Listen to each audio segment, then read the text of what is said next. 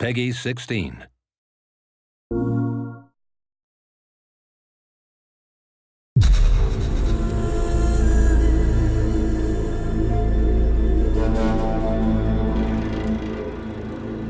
Hi, my name is Mark Norris, Senior Producer for Guerrilla Games on Horizon Zero Dawn.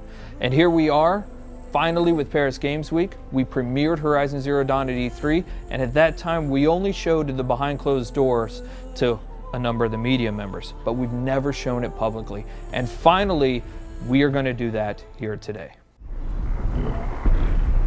One thing that you should know almost immediately is, yes, you can explore everything that you can see here, but we're on a quest. Now, we've hidden that quest UI and that quest interface, but one of those two tribes that you saw previously in the trailer, one of them has given you a quest, and it's a quest of critical importance.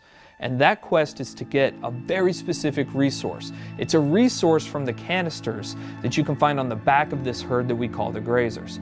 Now, why do you need this resource?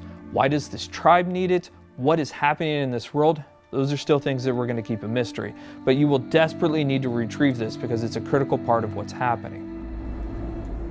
As you're looking at this screen, for the very first time, you're going to notice some of our UI or our HUD elements. Now, the art on this isn't exactly final, but you can start to see how the game is really starting to creep into what we're doing. You can see in the top middle part of the screen that there is a compass. Now, we've hidden our quest markers and our quest objectives, and we'll talk about a quest here in just a moment, but you can see a compass certainly denotes an open world style of adventure. In the upper right hand corner of the screen, what you can see is the very beginning of a level and an experience bar, so you can start to see the RPG elements start to seep in. In the lower left hand corner of the screen, you can actually see our health bar. It's unusual, it's painted like an arrow. Some of the tribal influences are certainly coming into the UI and HUD, and even though the art's not final, you can expect that those tribal influences will stay. You've seen a number of locales inside of the trailer for Horizon Zero Dawn. You've seen some desert, you've seen some snow, and of course you see here the forest. And currently Aloy is crouched in what we call some stealth grass or some tall grass. Stealth plays an incredibly important part of Horizon Zero Dawn. In fact, you can see the UI element for this. Right underneath the compass is a little circle. That is in fact a stealth indicator. And so Aloy will need to wait for the right moment in order to introduce that stealth attack.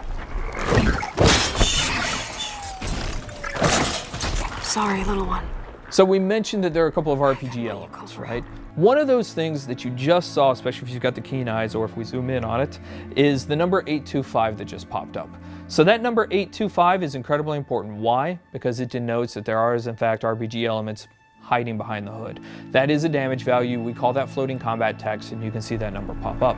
But now we've actually also gotten into the loot menu. Now, we've described previously how important the machine parts are to the world of Horizon Zero Dawn, but here we're showing you some of those parts. In fact, that flame coil that you can see on screen is one of the elements that's required to build explosive arrows. Now, machine parts are incredibly important. The economy, the entirety of the world of Horizon Zero Dawn is built around these machine parts.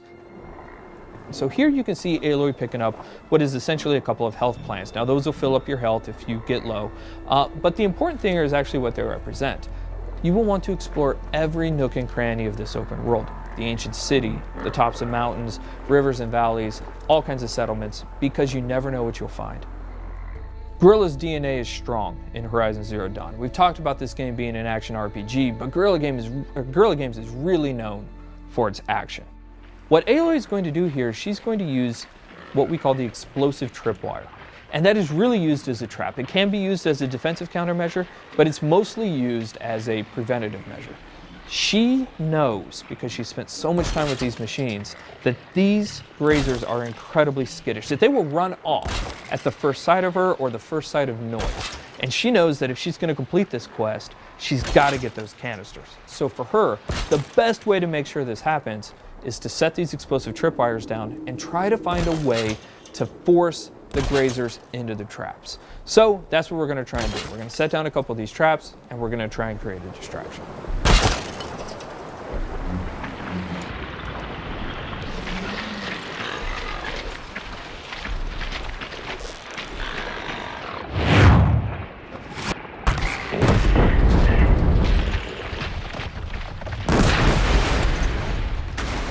The machines in Horizon Zero Dawn do have herd-like activities.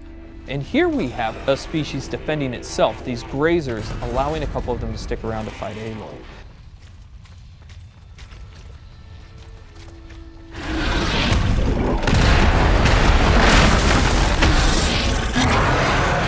This is the mighty Thunderjaw.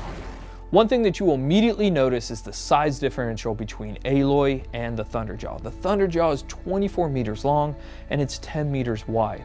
It has 93 destructible armor plates, each with its own health value, and it has 271 animations and 67 VFX. It has 12 attacks, it's 550,000 polygons. And so what we're taking a look at here is actually some of the strategic and tactical elements of a fight that Aloy will want to think about when she gets engaged with the Thunderjaw.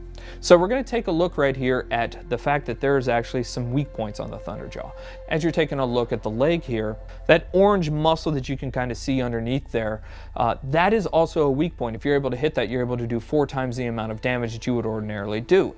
Now the question is, how would you actually take off that armor plate? Now we give you a couple of options there, but the best option is to use the machine itself. So we're taking a look at the disc launcher right now, and you saw earlier in the E3 trailer that you can shoot off the machine. You can shoot off the disc launcher, but you didn't know why we did it. The reason why we did it is because it takes a lot of arrows to knock off a Thunderjaw's armor plate. But if you can knock off its disc launcher, you can pick the disc launcher up and use its own weapons against it, and that's one of the best ways to take down the Thunderjaw.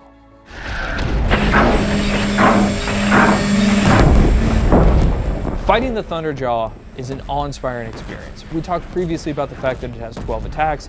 A number of those attacks that you're seeing now you hadn't seen before. It's not that it has a tail swipe and a foot stomp and a little bit of a disc launcher attack. Shooting off those disc launchers is incredibly important for a second tactical reason. It has a 360-degree absolute assault with that disc launcher that makes it incredibly difficult for you to get anywhere close to it. So you're going to want to take off those disc launchers. But if you are, you'll notice now it still has a rail gun and a mouth laser. So this thing's serious. Even though it's previously damaged, it still has a huge amount of attacks. So what Aloy is going to try and do here is try to find a way to tie the machine down so that she gets a brief window to figure out her next move.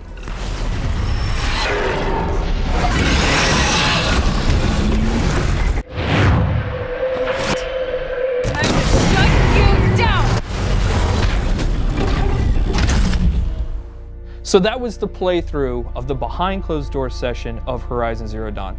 We cannot wait to show you more. We're going to show you something brand new and something huge next year. Thank you.